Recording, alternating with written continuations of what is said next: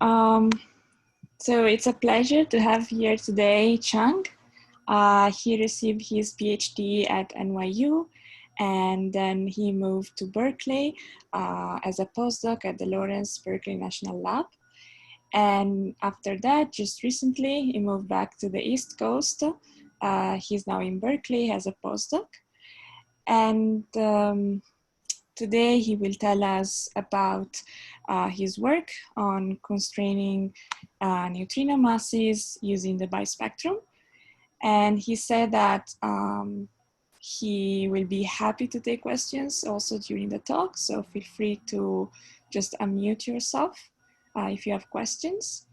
And so, yeah, Chang, start when you're ready. Great.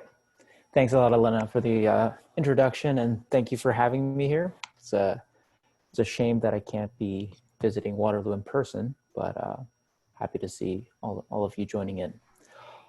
So before I begin, this is sort of how I feel about Zoom meetings these days, just one after the other. So to try to combat this Zoom fatigue, I wanted to try something new. If you go to this link here, it's something called Poll Everywhere, and you register. I have a number of interactive elements to my talk where you'll get to participate. So if you want to take a minute to go to that link and register, I think hopefully it'll be more fun for you, and it'll definitely be more fun for me, I guess, to see what people will say. So let's test out the polling. So, how do you feel about interactive talks? First option is I love them. I really, really love them? I really, really love them. And some of you might be wondering, why am I here? So I'll give you guys a minute to fill that out.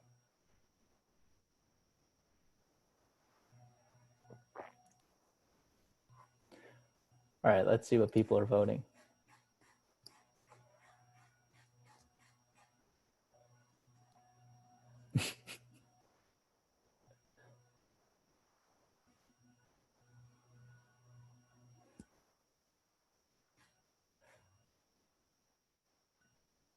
All right, well, I mean, it seems like people love them, so I think we should stick with it. And then for the rest of the talk here and there, we'll have some polls. And at some point, you'll get to choose your adventure in terms of my talk. So let's see how this goes. All right, so as many of you probably know, in the last 10 years or so in the 90s, neutrino oscillation experiments established the lower bound on the total mass of neutrinos, and this was resulted in a Nobel Prize. Unfortunately, these experiments don't measure the total neutrino mass. And we care about measuring the total neutrino mass precisely because it can help us distinguish between the normal and inverted hierarchies of neutrinos. And it can also reveal physics beyond the standard model. And at the moment, upcoming experiments won't have the sensitivity to precisely measure the total neutrino mass to distinguish between the hierarchies.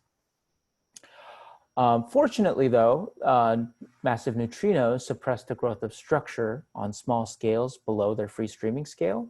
So these are two slices of simulations, one with and one without. So can you guess which of these two images have massive neutrinos? And yes, guess which one has massive neutrinos. You can go and then just put a point there. And keep in mind, neutrinos suppress structure, the growth of structure on small scales. Wow, it's kind of even. Admittedly, these might not be the best or the latest simulations. Okay, well, now we can check whether your guesses were right. The one on the right is actually the one with massive neutrinos. And the way you can tell sort of is that if you look at the high density parts, the red parts, there's fewer of them overall. So that's the one with massive neutrinos. More quantitatively though, if you look at the power spectrum, the matter power spectrum, This is looking at the ratio of the matter power spectrum for different amounts of neutrino mass. And you can see that as neutrino mass increases, there's a suppression at high K or small scales. So the current best constraints come from cosmology, combining CMB with large-scale structure. And this is the latest constraint from the Planck collaboration. This is combining Planck with CMB lensing and BAO. And just for reference, this is the upper limit that Katrin is projected to measure. So cosmology already does much better in terms of constraining the total neutrino mass. Unfortunately, CMB measurements are based on the combination of AS and tau, the optical depth of reionization. And so they heavily rely on constraining tau accurately. But upcoming ground-based experiments like CMBS4 won't directly constrain tau. And we have yet to confirm whether space-based missions like LightBird or LightCore will happen. But in terms of large-scale structure, the imprint of neutrinos can be measured from galaxy clustering. And on that front, there are many, many surveys that are coming up that will vastly expand the cosmic volumes probed with galaxy redshift. To name a few, there's the prime focus spectrograph, there's a dark energy spectroscopic instrument, there's Euclid, and then there's Roman. So one of the limitations, though, for constraining neutrino mass with galaxy clustering is if you use the traditional analysis, which is with 2-point statistics, so the power spectrum, you're severely limited by degeneracies among the parameters. So one particular degeneracy is this neutrino mass to sigma 8 degeneracy. So if you look at this figure, this is a comparison of the power spectrum monopole for, in color, different neutrino mass values. And in the different line styles are the ratios for different sigma 8 values. So if you focus on the small scales, you can see that the difference between the two are around 1% or 2. So these two, so both neutrinos and sigma 8 have a very similar imprint on the power spectrum. But fortunately, information in the nonlinear regimes cascades to higher order statistics beyond the power spectrum. And this is an illustration that I really like, that I usually show in my talks. You can see there's two distributions that by eye look dramatically different. And believe it or not, they have the same power spectrum. But if you look at their higher order statistics, so in red, in the top panel is the 3-point statistic, and in the bottom is the 4-point, you can see that they're obviously very different. So let me briefly give you an introduction to the bispectrum, just so you have some intuition about what it is. The power spectrum measures the excess clustering of galaxy pairs. The bispectrum measures the excess clustering of different triangles defined by K1, K2, and K3. The standard way of presenting the bispectrum is using these sort of heat map plots where you're plotting the shape of the triangles as the two ratios of the two sides, K3 over K1 on the x-axis and K2 over K1 on the y-axis. And in this plot, the different corners correspond to the different shapes. So in the top left are squeezed triangles, and the top right are equilaterals, and in the center are folded triangles. I actually prefer to sort of see the entire data vector of the bispectrum splayed out like this.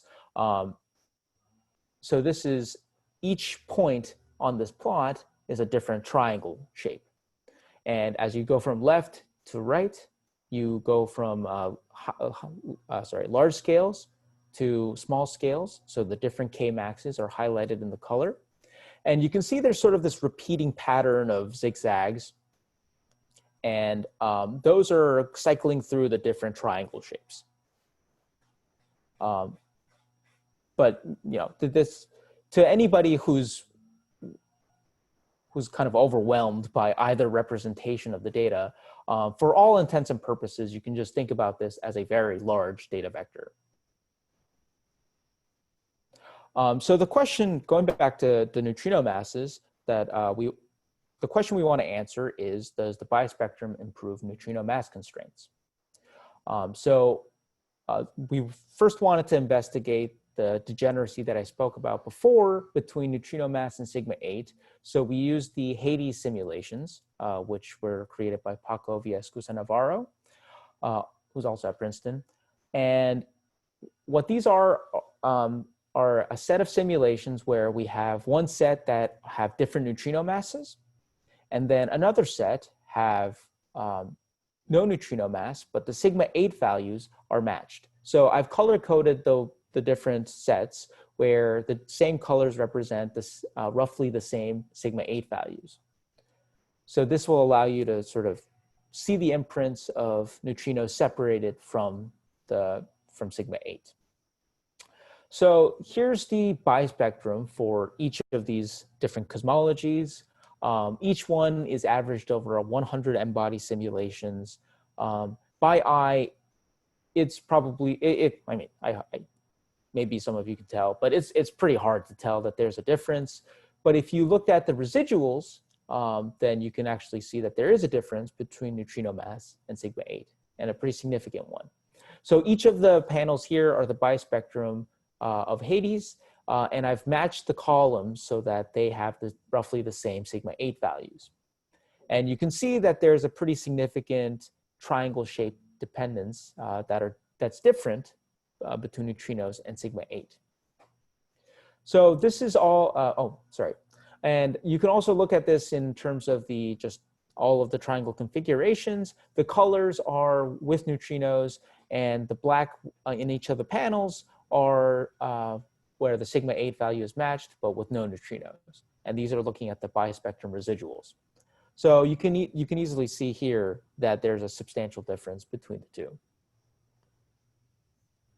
So are certain configurations like enhanced more than other ones? You know, the number of points on that plot is very large, and so it's hard for me to tell what's going on. Yeah, so the reason why I sort of show both of these plots is because this one sort of helps you see what the triangle shape dependence is. So if you look at, for instance, the squeezed triangles, which are, I don't know if, can you see my pointer? Yeah, I see it. Yeah, so you can see that there's a big difference between the squeezed, but sort of the dependence on the triangle is, I think, is key in terms of how it's different. So squeeze is affected more than the other shapes. Is that what you're saying? Yeah. Yeah.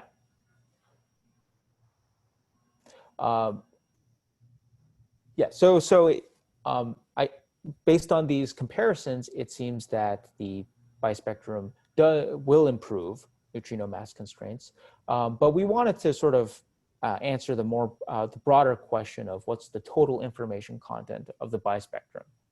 At what scale, excuse me, at what scale are we talking about here? It says Sorry?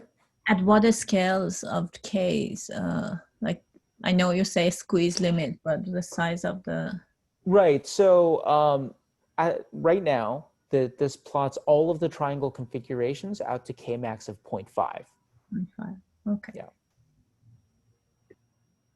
But that's a good question. We'll go into that in more detail right now. So the question we wanted to ask... Sorry. One more question. So that was the matter bispectrum, I guess, right? No, that was the halo bispectrum. What was the halo bispectrum? Yes. So the question we wanted to answer, the broader question, is what's the total information content of the bispectrum, including neutrino mass?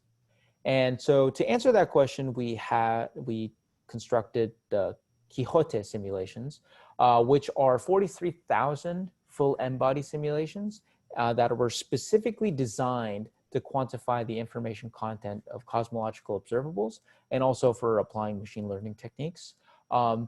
The bullet points here highlight some of the some impressive numbers about the simulations. There's more than a petabyte of data, and that's all publicly available. There's halo catalogs. There's 1 million bispectra.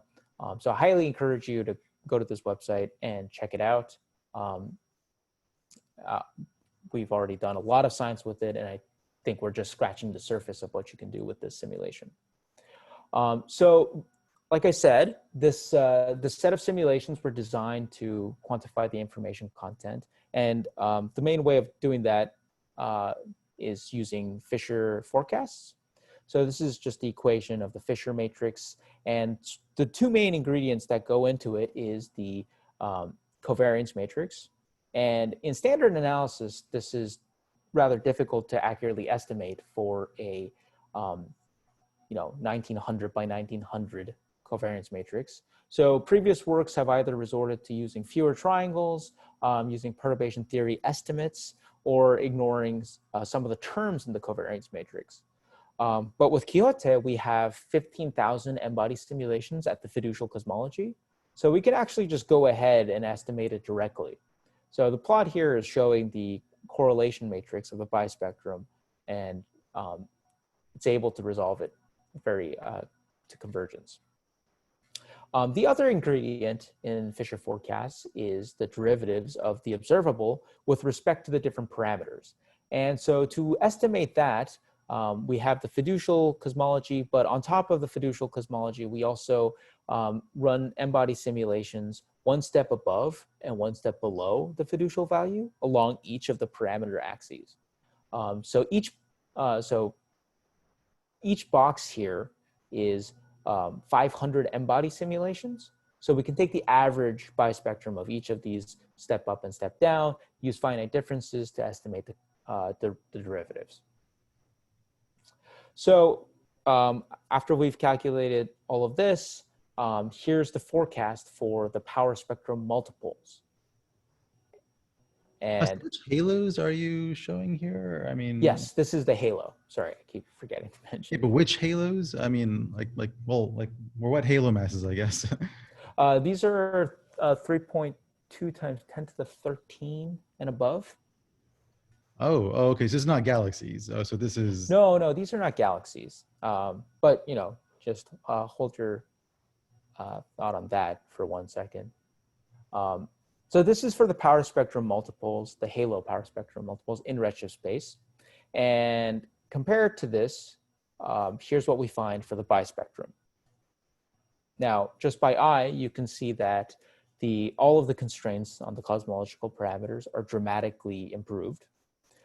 So for omega matter, omega baryon, H, NS, and sigma 8, constraints are improved by roughly more than 2 times tighter. And for neutrino mass, we actually find over 5 times tighter constraints. And if we look at, so the forecast there was for Kmax of 0.5, but we can look at it as a function of Kmax. And what we find is that the bispectrum improves parameters constraints at larger scales, even at K of 0.2. And one of the things I wanted to highlight is that while the information content of the power spectrum saturates below K of 0.2, the bispectrum continues to improve. And at this point, you might be wondering what happens if you add in Planck priors, and we still find substantial improvement even after we've included Planck priors. So just to quickly summarize this part, the redshift space bispectrum is very effective at breaking parameter degeneracies, and in doing so, it significantly improves parameter constraints. So all of the cosmological parameters are improved, and especially for neutrino mass, we get a very dramatic improvement in the constraints. So now, if you go to the polls again, you can decide what you want to hear about next. So at this point, a lot of you have already pointed out, the question, who cares about halos? We want galaxies, Some of you might be wondering, 15,000 Machs for the covariance matrix is great. But who's going to be generating that for every single analysis that we do? And some of you might be wondering why, I showed results for Kmax of 0.5, but we can't really exploit such small scales, so who cares? And wow, it seems people really want to hear about systematics. And the last thing would be systematics. Okay, it seems like systematics is the most popular for now. So let's go to systematics. Actually, I had a question that's not on the list. Sure. So you were showing the heat plot of the bispectrum, and it looked, as you pointed out, it looked like there was a simple pattern. I mean, I thought this was where you were going when you were talking about information content. But what if you take all that and do, you know, principal component analysis or some sort of dimensional reduction? I mean, can you figure out what the thing really is in the bispectrum? Because it seems like it's maybe one or two things you're really measuring, right? The bispectrum is just the math to get there. Yeah, well, I mean, this is a pretty sharp audience. You guys are guessing where my future talks are going to be. I will talk about how we can do dimensional reduction effectively and dramatically reduce the dimensionality. And that was one of the options, the 15,000 machs. So hopefully I'll get back to that, and so you can save your questions for then. Okay. Great. So, all right, everyone voted for systematics, surprisingly. So this might seem like a digression, but I'll get to systematics. So let me briefly go over the standard methods for cosmological parameter inference. I'm calling it pre-2020. You have your posterior, this is Bayes' theorem, and you typically use a likelihood that is Gaussian in functional form with a cosmology independent covariance matrix. And the model that you use to calculate your likelihood is typically analytic and based on perturbation theory. And the systematics and selection functions are typically corrected in the measurements themselves. Now, the Gaussian likelihood assumption, this relies on essentially central limit theorem. And therefore, when you're going down to low signal to noise regimes, it breaks down. So if you look at the, this is the distribution, the PDF of the galaxy power spectrum for IRAS. This is like an analysis Roman did back in 2000 with like 4,500 galaxies. So really the low signal to noise regime. The black there is the Gaussian assumption, and the different colors represent the PDF at different scales. And you can clearly see that they deviate from the Gaussian distribution.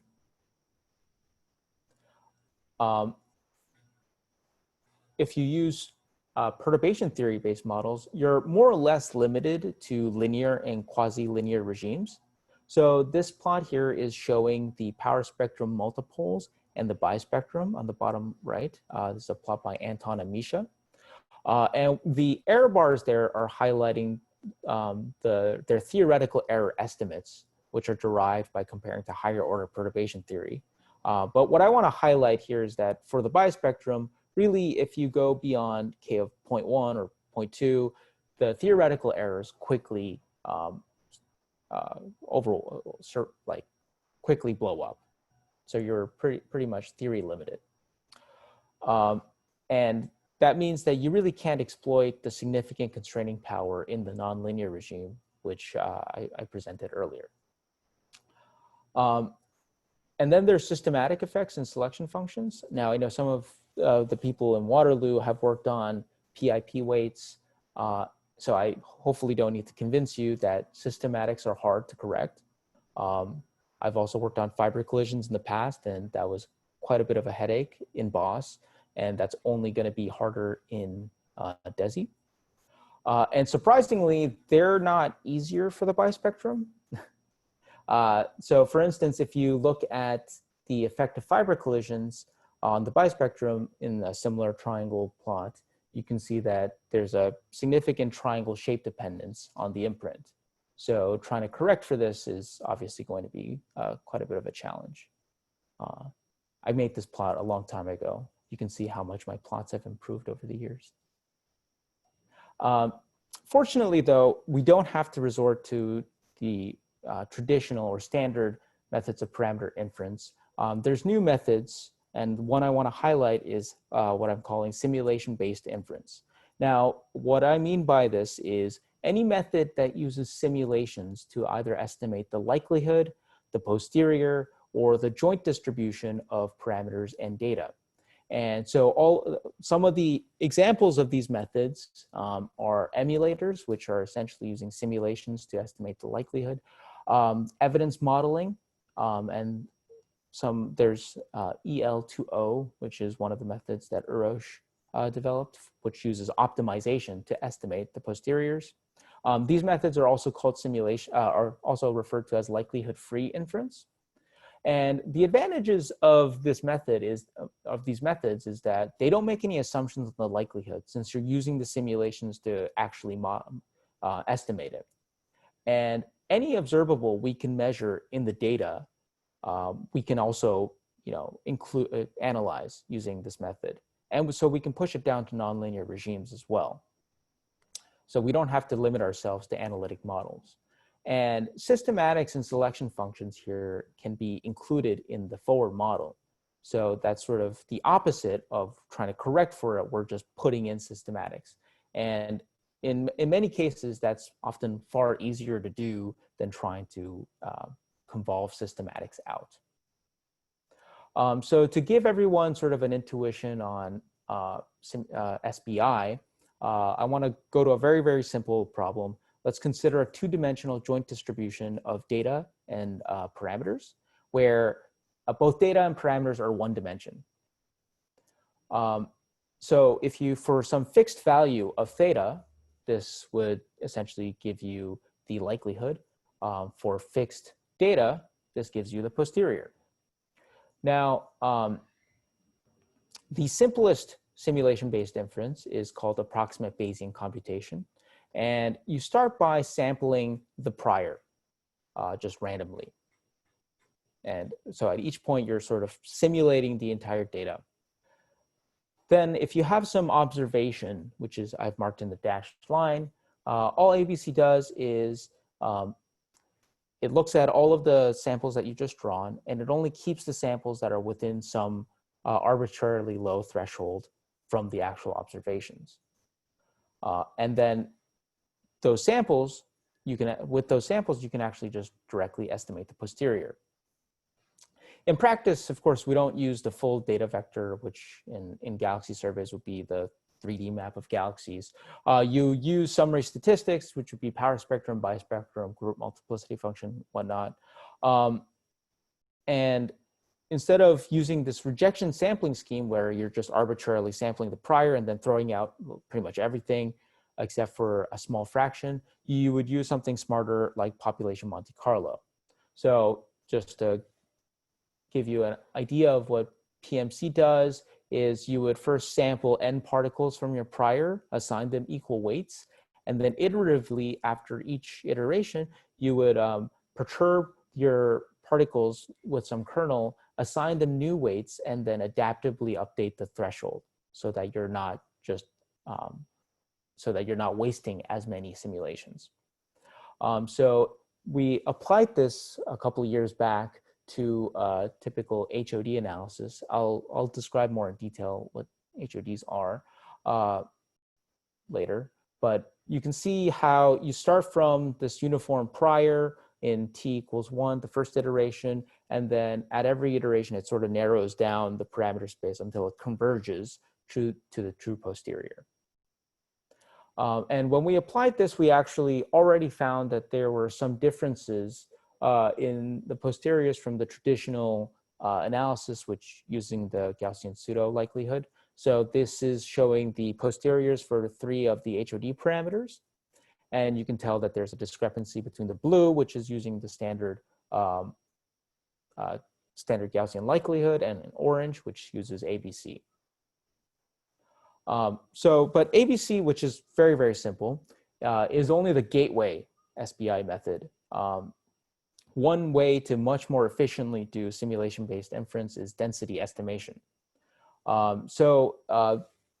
Recently, there were these 2 works, Florian's work on RSD analysis of the BOS DR7 power spectrum multiples, and Manodeep's HOD analysis on SDSS using the group multiplicity function. Both of these use thousands of mocks at some fiducial parameter to estimate the covariance matrix. But instead of using the mocks just for the covariance matrix, you can actually use them to directly estimate your likelihood. So this is just illustrating again in the 1D dimension, essentially what the setup is. So you have some fiducial parameters, and now we just have a bunch of simulations that populate right along that axis.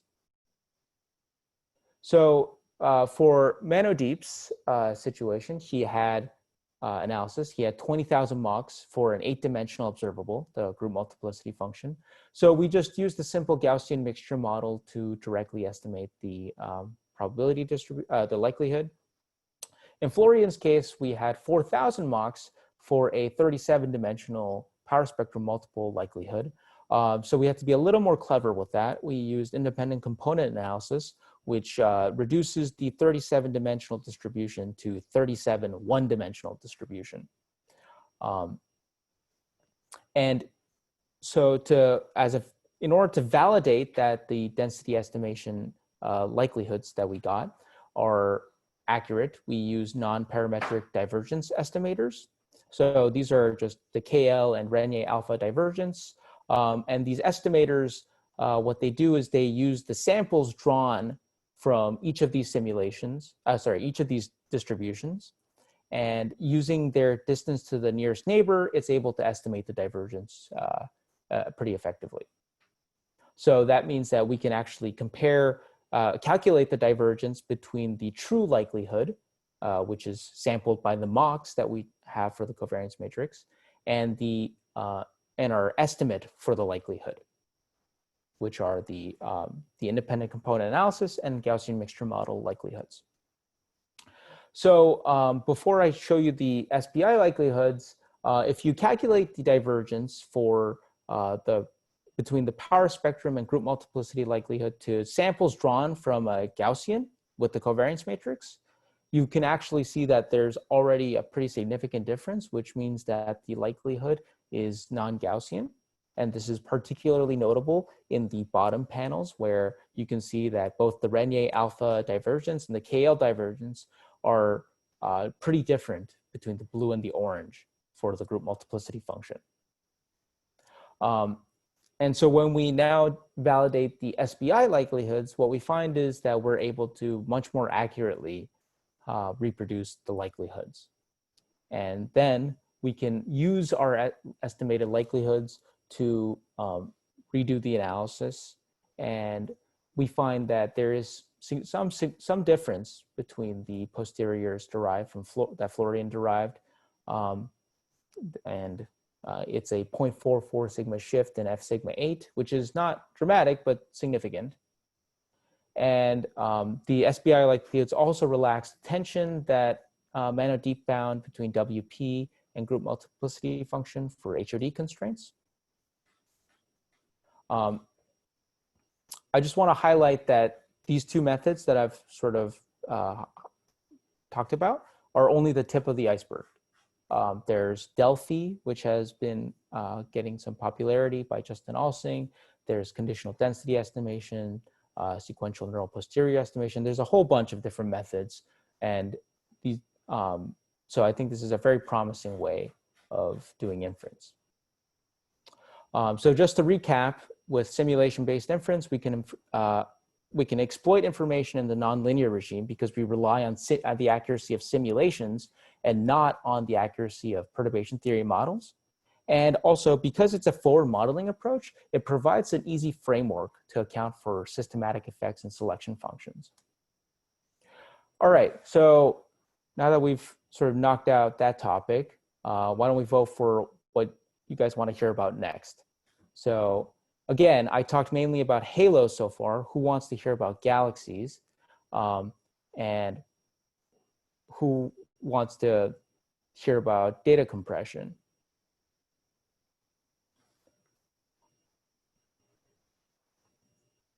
I think we'll have time to go through both, so don't feel like you need to, this is a binding decision. All right, let's go with galaxies. So far, the forecast that I showed you was for the redshift space halo bispectrum. And we showed that it breaks the parameter degeneracies and then significantly improves parameter constraints. And in that analysis, we've actually marginalized over linear bias, quadratic bias, and the halo mass limit and some shot noise terms. And what we found is that it actually doesn't impact the relative improvement over the power spectrum. So adding these extra nuisance parameters degrades both the power spectrum and the bispectrum. So the improvement remains more or less the same. But in reality, we want to know the total information content of the bispectrum while including a more complete galaxy bias model. And for that, we resorted to the halo occupation distribution models. And the motivation for this is that this is typically used in simulations. So since we had SBI on our mind, this seemed like a natural thing to use. And what HODs do is they populate halos using some probability of a given halo hosting n galaxies. So in the very standard Zhang 2007 model, the number of galaxies that a halo hosts is given by its halo mass. And so these two expressions here are the parameterization of the mean number of central galaxies and the mean number of satellite galaxies. And then for the actual populating, if you have halos like this, you would draw from Bernoulli and Poisson distributions with those means and then populate them with galaxies. So a pretty simple, straightforward way of constructing galaxy catalogs that have been very successful in reproducing a lot of observables. So if we combine this HOD framework with the Quixote simulation, we can now quantify the total information content of the redshift space galaxy bispectrum. And that's where the Lanza mock galaxy catalogs come in. Lanza is Spanish for spear. And we've combined HOD with Quixote. So we have 15,000 mocks at the fiducial HOD and cosmology. Then on top of that, we actually have 500 M bodies with 5 different HOD realizations at 3 different RSD directions and for now 24 parameters for a total of 195,000 galaxy catalogs.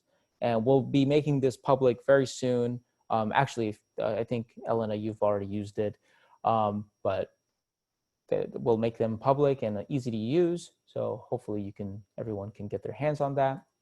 And the fiducial HOD of these simulations are based on the best fit HOD parameters for the SDSS luminosity cut samples. So I've highlighted here the mean number of galaxies as a function of halo mass. You can see that in the dashed lines in color are the 2 SDSS luminosity samples. And in black is the fiducial HOD. The one thing I want to point out here is that most of the parameters are the same as the SDSS ones, except for sigma log m. And the reason for that is that a large sigma log m, which means a large scatter between stellar and halo mass, results in having to populate low mass galaxies with low mass halos with galaxies, and those halos reside below our halo mass limit.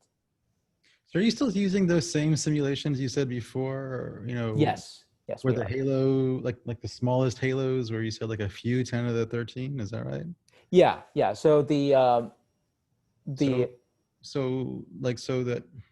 then it seems that you're not getting the relevant halos. No, so you're like the HOD shown here seems to have significant support down to 10 to the 13 and below.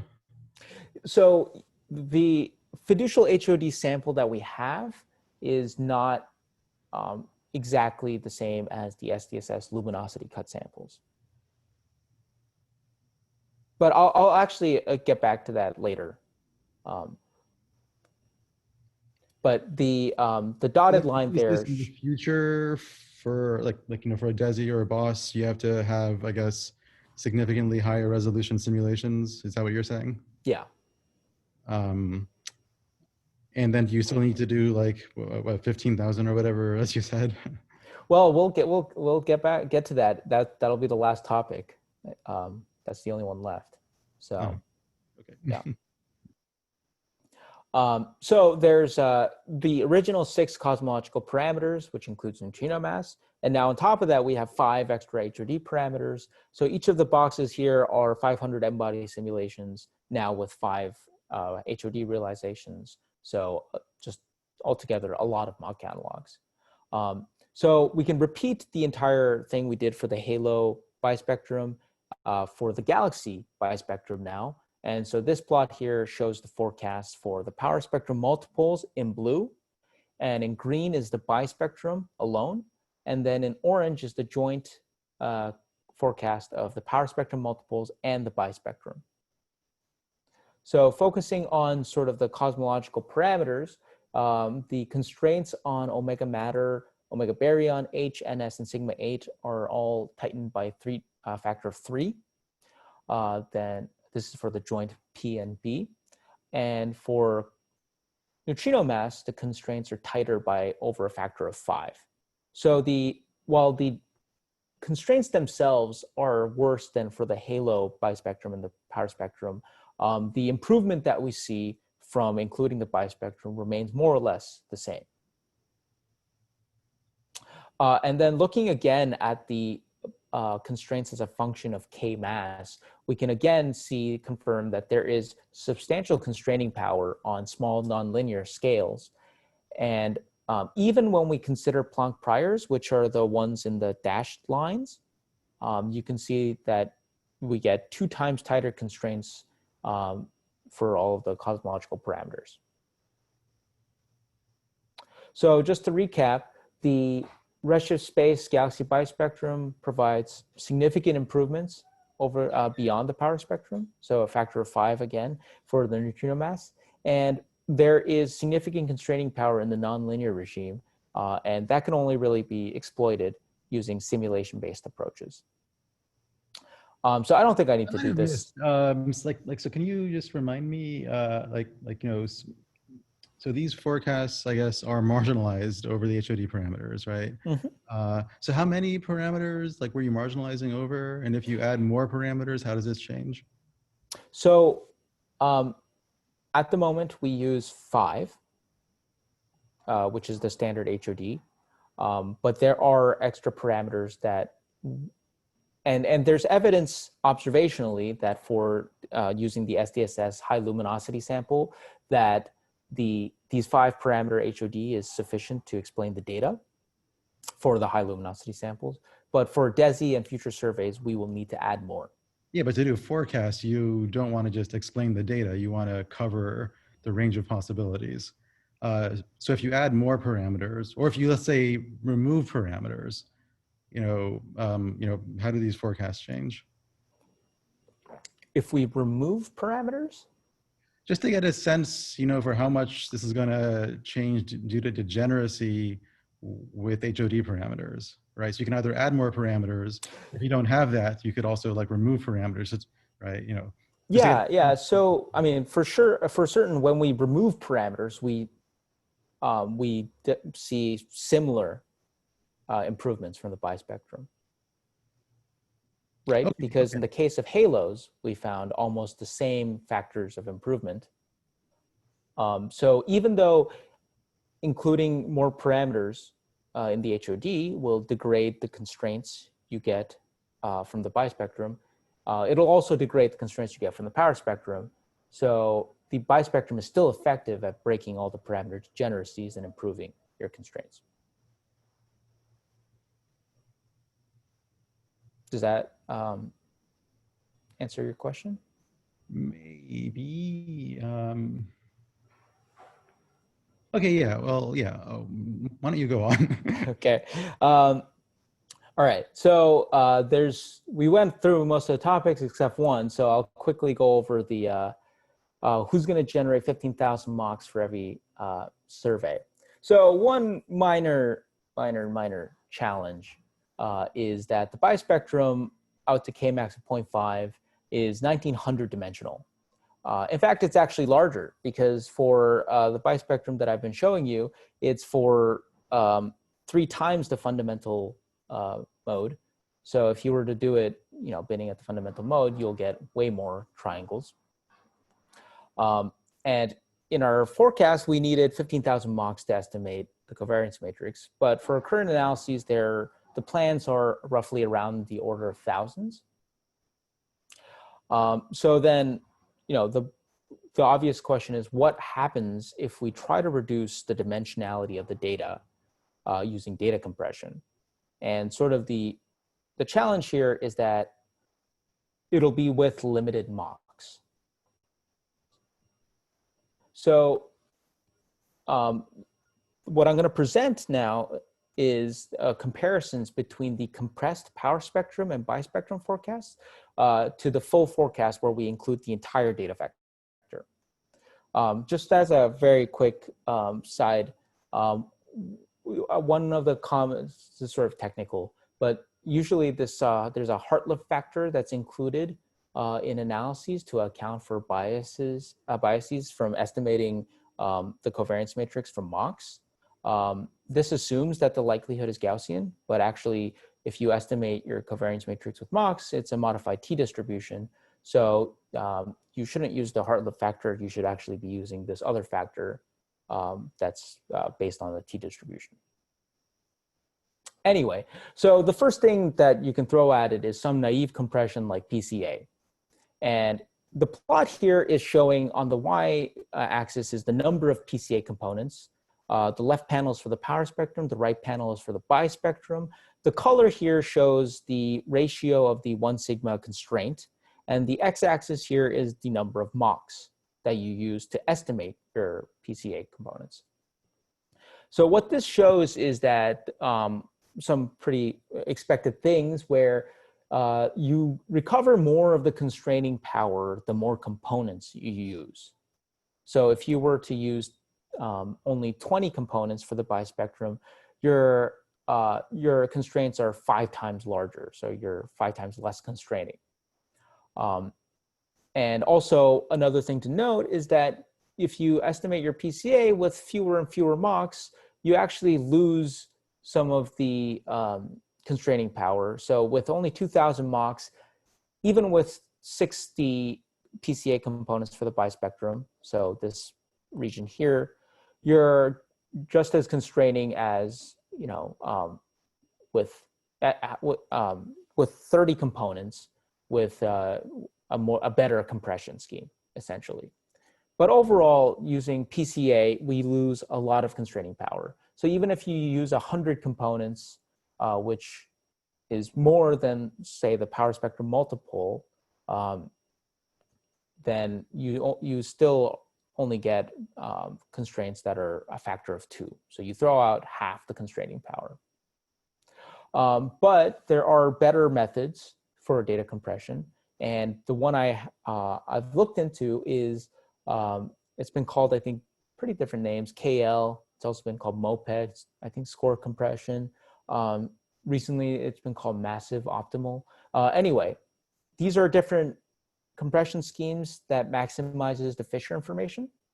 So all it is it multiplies it by the derivative, and it's a multiplying the data vector by the derivative and the precision matrix. And so it compresses the data vector to the size of your parameter space. And when we look at the same ratio for this type of compression, we find that it actually preserves most of the constraining power. So this plot here shows the ratio of the 1 sigma, and the x-axis here is the number of MOCs. The left panel is power spectrum multiple. The right panel is the bispectrum. And to really the accuracy of Fisher forecast, which is roughly 10%, most of the constraining power is definitely preserved. And this is the case even if you use only 3,000 or so MOCs. So I think this data compression is very promising and will be effective for doing it. This is another illustration of the different data compression schemes. Blue is the full bispectrum forecasts that using 15,000. And then the red, which you can barely see because almost identical to the blue, is the KL compression for the bispectrum with using 4,000 MOCs. And then the orange is PCA with 4,000 MOCs. So PCA gives you substantially worse, but KL does almost just as well. So just to restate what I showed you, there are clever data compressions out there that can dramatically reduce the dimensionality of the bispectrum and make it tractable to exploit its constraining power. So that's all the topics that I wanted to cover. So I just wanted to put out some caveats of the result that I showed. As people have asked already, our current forecasts do not include assembly bias. It also doesn't include central and satellite velocity bias. We don't explicitly consider baryonic effects, but there have been papers that looked at the effect of baryons, like AGN feedback, on the matter bispectrum, and those find that a couple percent effects at much higher K of like 3. So we're not too concerned about that. All of the results we showed were based on Fisher forecasts, which has its limitations. And lastly, we don't consider survey geometry, so this doesn't include supersample covariance. But one thing I want to highlight is that all of these caveats will also affect the power spectrum. So since we find such a substantial improvement in the bispectrum, we fully expect to have significant improvements with the bispectrum. And on a much more optimistic note, all of the forecasts I showed you were for a 1 gigaparsec box and for a galaxy sample with a pretty low number density. So comparing that to upcoming surveys, PFS will measure 9 times the volume, DESI will measure 50 times the volume. And the BGS sample, for instance, will have 20 times higher number density, and even the LRG sample will have 3 times higher number density. So much better signal to noise. So all of those forecasts will have much more statistical power with the upcoming surveys. So I just want to end by having some summarizing points. The galaxy bispectrum, hopefully I've convinced you, significantly improves parameter constraints over the power spectrum. There's significant constraining power in the nonlinear regime. And I think to exploit that, we really need to use simulation-based inference methods. Fortunately, there's been a lot of development on that. And I think there are ways to make that tractable now. And next up is to do a full simulation-based power spectrum and bispectrum analysis on SDSS BOSS. And this will apply data compression and will forward model systematics. And also coming soon is DESI, which had first light this year and is going to be coming back soon with science verification later this year. Thanks a lot. Thanks for having me, and I'll take any questions. Thank you, Chang. Are there any questions for him?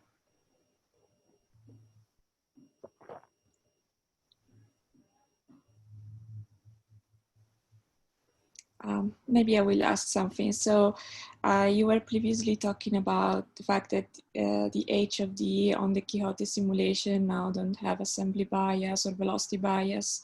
Are you thinking about extending the H of D for the Quixote simulation, or is it not worth it because the minimum halo mass is too high? Yeah, so for the current Quixote simulations, we don't have plans to include assembly bias because of the, as you said, the halo mass limit. However, we have a second set of Quixote simulations coming out with 8 times the resolution. And for those, we will be including assembly bias. So I'm not sure what the timeline for those are, but you can expect that within the year, within 1 year from now. But I just want to highlight that for the fiducial HOD parameters that I used, I did have my hands on a set of high resolution sims. And so I was able to estimate the derivative with respect to sigma log m, the one parameter that was different, using a more realistic value. And when I did that, when I swapped out the derivatives, we find no significant impact in the constraints. That's good. Yeah. Any other questions?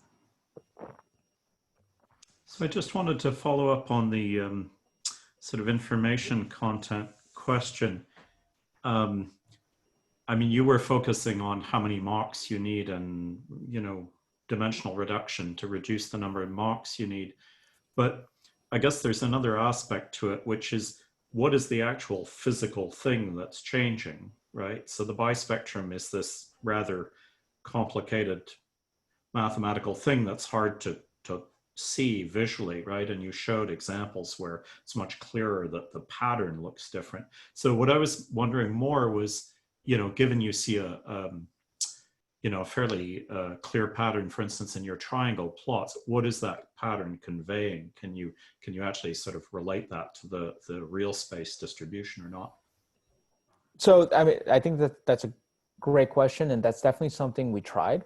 So we looked at constraints with different triangle shapes only, and we took a deep dive into the actual derivatives to see what was being affected.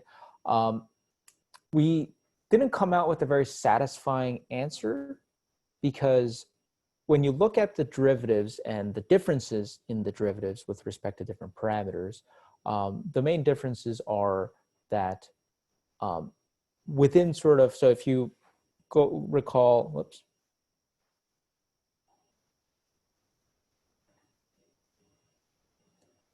Let me get out of presentation.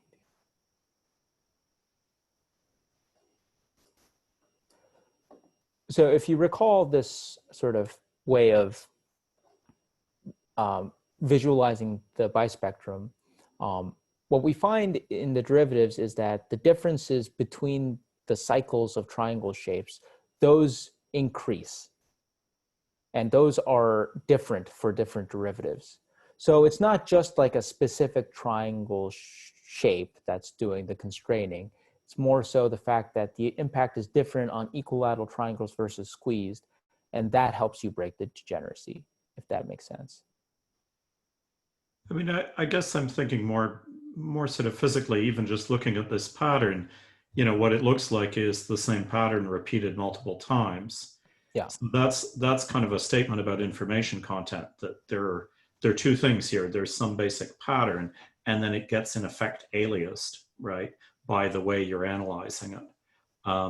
So yeah, I'm kind of, I don't know, I still wonder if there isn't some you know, real space thing, pattern that is, you know, that explains this repeated structure in the bispectrum, which, you know, if it were true, would mean that something like, let's say, template fitting might be a better approach to analyzing the data, right?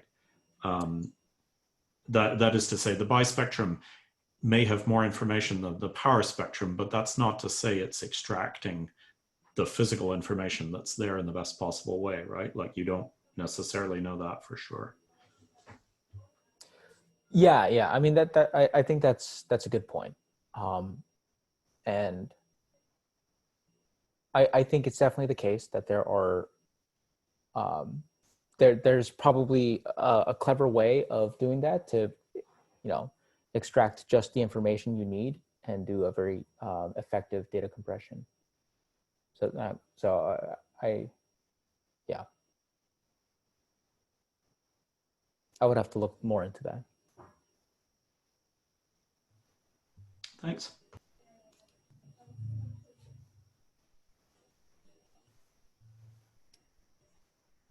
Any other question?